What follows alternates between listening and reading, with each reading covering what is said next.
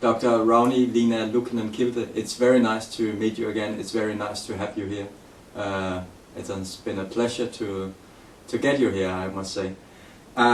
We have a huge challenge today because it seems like that people are locked very much into the so-called materialistic worldview, the physical so-called reality.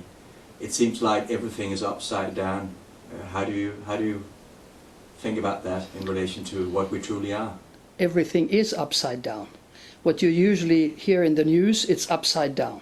If something is told to you that the secret services are for the people, put it upside down, you know it's against the people. But the most important thing, I think, in the whole planet Earth is that people would wake up to understand the reality that man is a mind, not only a body. And when you do know that most of us, our body and brain is water, which people don't remember and doctors don't remember often. So that already makes you maybe ask why. Why are we like this? What it is that holds us together? Energy, of course, and energy only changes form. According to Einstein, it never dies. And if you understand you're a spiritual being in a physical body, like you're a driver in a car, and the car is the vehicle, your body, and it has nothing actually to do with the driver. The driver decides where we go, not the car. And if people understand this, it changes the whole worldview, and it changes the whole world. Yes, and when we look at, for instance, when we say how it all has been designed, you can say it's a huge design. When we look at science, when we look at the calendar system we are using, everything is like binding us to what we can hold in our hands, what we can look with our eyes. But we are so much more. Oh, we are enormous energy. And many people sort of sneer when somebody says, oh, use your thought energy. I remember when I was a Girl Scout and I had to give a Scout oath, the Girl Guide oath. So it said that all your, among others, your deeds and thoughts are pure. And I was about 10, 15 and I thought, how can they know what my thoughts are? Today, with today's technology, the secret services especially, and the military in East and West, at least in the USA and Russia, they can read your thoughts. They can read your thought signals that can be interpreted, and they have been interpreted in 100 languages already. So when they want to read your thoughts, they want to read your subconscious, they want to read your dreams, they know that they're important. And what we can do with our thoughts is incredible. It's not only that you can influence your environment, you can influence your family, your friends, just about anything. And if you don't believe it, try it with cats and dogs and, animals that you love. They are very telepathic and they react. And if they react, why wouldn't the human being react?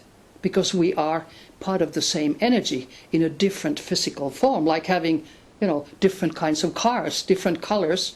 Like different human races are in different colors. We have different models. Some of us are small, Bushmans in Africa, like this. Some of us Maasais are 2 meters and we whites are in between. So we're very different.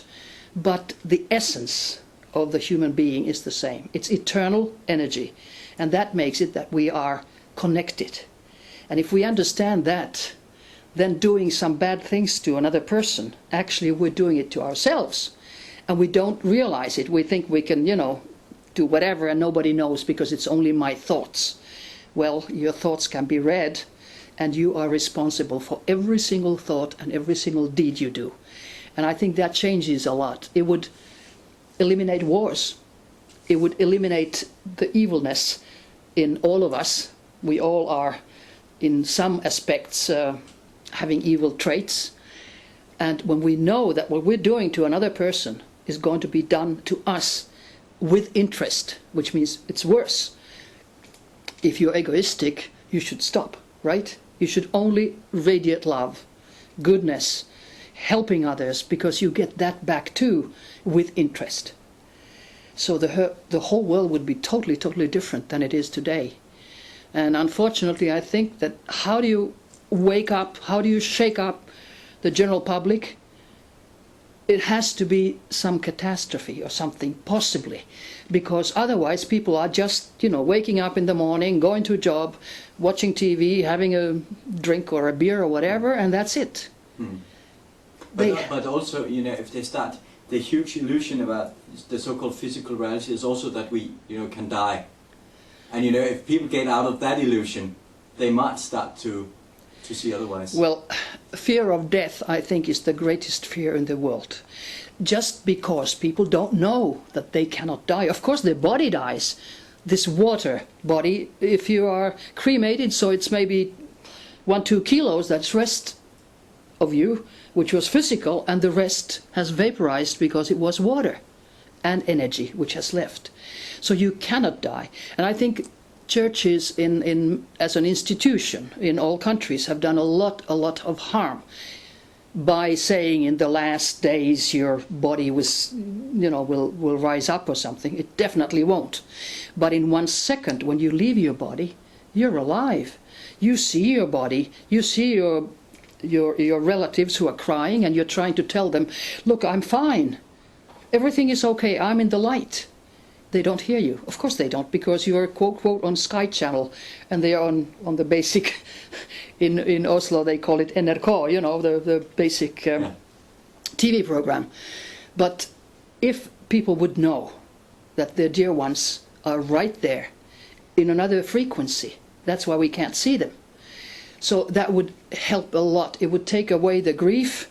It would take away the illusion of being a physical body, and there's nothing more. So that, I think, is absolutely the most important, that people realize that there is no death. And that is suppressed by the authorities, political and spiritual, etc., because that changes the world and it takes the power away from them.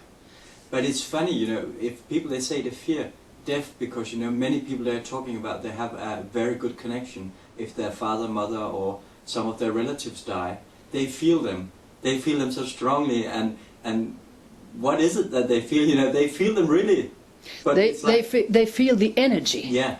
The energy of the deceased, yes, who has left the body, and it looks actually exactly like you did in your best years. If you die when you're 80 years old, you look like you're about 40, vigorous, beautiful, but you vibrate because you're a light being. And you do not have sexual organs, and you do not have inner organs in that light body, which is very interesting, because on this planet we're divided into 2 sexes, male and female. But when you get out of your physical body, which has the sexes, you're not. You're neutral, or androgyne if you want, but you are not male or female. And that changes again the question what it is to be a human being on this planet. And I think it's very sad that the churches have given so much disinformation deliberately.